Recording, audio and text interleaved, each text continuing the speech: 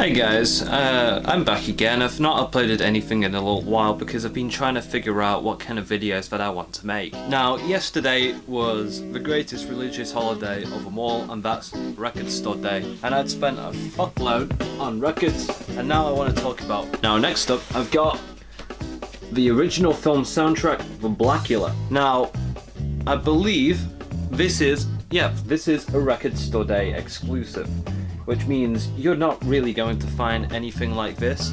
And I've just noticed that this is a deluxe special edition that was printed on red vinyl and is limited to only 1,500 copies. Yeah, 1,500. Now, I've seen Blacula maybe once or twice, and it's a really good movie, and I think more people should check it out. It's kind of interesting, actually. It's got all the tracks from the movie, which is an amazing, it's just some really amazing funk and disco, and it's got an interesting critic quote on here. It says, "Blacula is the most horrifying film of the decade by the Count Dracula Society." It also comes in this At the Movies music on vinyl limited edition sleeve. You might not be able to see it on there, but there is a sticker that says this. So I might be a little bit reluctant to open this, but part of me just can't resist playing it. Now, what I've got here is the Record Store Day picture disc for Motorhead's debut album, Motorhead.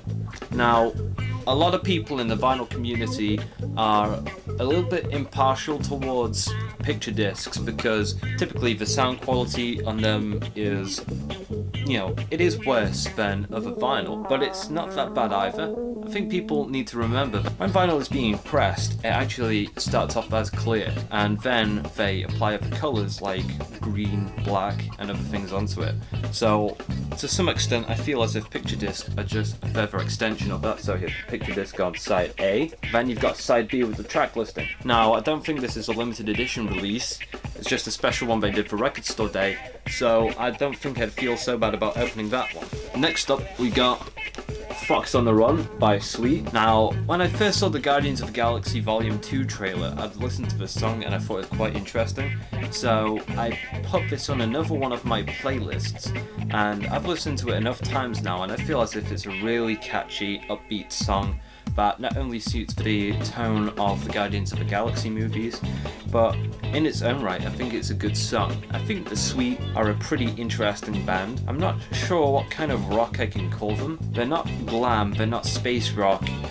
It's kind of interesting because I feel as if Ballroom Blitz and Fox on the Run are very, very different songs. Maybe I'll listen to more stuff by the Sweet, but so far what I've listened to, I really like. Next up is... oh no, that is the right side. Walkin' Skank by Jar Screechy with On a Ragga Tip by SL2 on the B-side. I like jungle music. In fact, I fucking love jungle music. And I just looked at this record sleeve and I thought this has to be jungle. Now, I thought I was making a blind buy, but it just seems to be that I didn't recognize the name of a song that I'd already heard on this before, and that was On a Ragga Tip. Having listened to the song again, I feel as if I've made a fucking solid purchase. Next up, we've got Christopher Lee's Metal Night.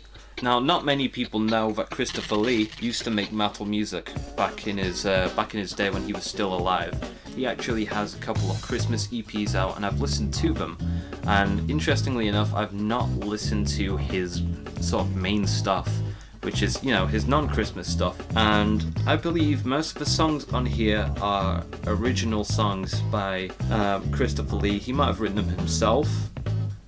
There's I, Don Quixote, The Impossible Dream, The Toreador March, and then, interestingly enough, a Limp Bizkit cover. I wouldn't expect Christopher Lee to like Limp Bizkit enough to do a cover of them, but each to their own. The interesting thing about how Christopher Lee sings is he sings almost exactly how he talks. So I'll give this a listen just out of curiosity, and also because I'm not too shy about opening it, simply on the basis that it's not an important Record Store Day exclusive, like, say, for example, the Blacula soundtrack, which will only have 1,500 copies worldwide. Next is a song called by Mungo's Hi-Fi. There's Rain Keeps Falling and Spring Shower Dub. Now, the interesting thing about this is besides the fact that it doesn't have any interesting packaging on it, it's a jukebox single. Even though a lot of artists still press 7-inch singles, I've not seen many modern jukebox singles, and thankfully I do have a jukebox adapter,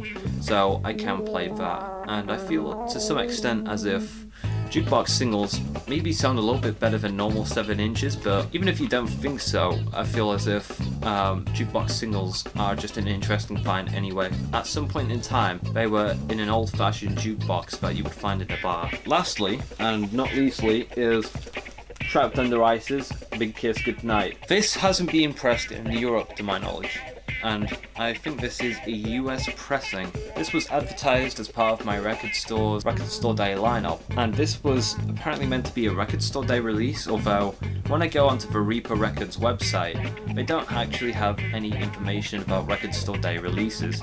So I feel as if maybe this was an import brought over from the US, just sold as a record store day release, even though there's no special packaging and there's nothing on it that would indicate that it's any kind of special edition release. I haven't listened to this album in a while, and to my recollection it's a really solid hardcore album. I might not open it immediately because if I am one of the only people in the UK with a mint condition copy of this album, I might actually have a decent opportunity to sell it if I really wanted to.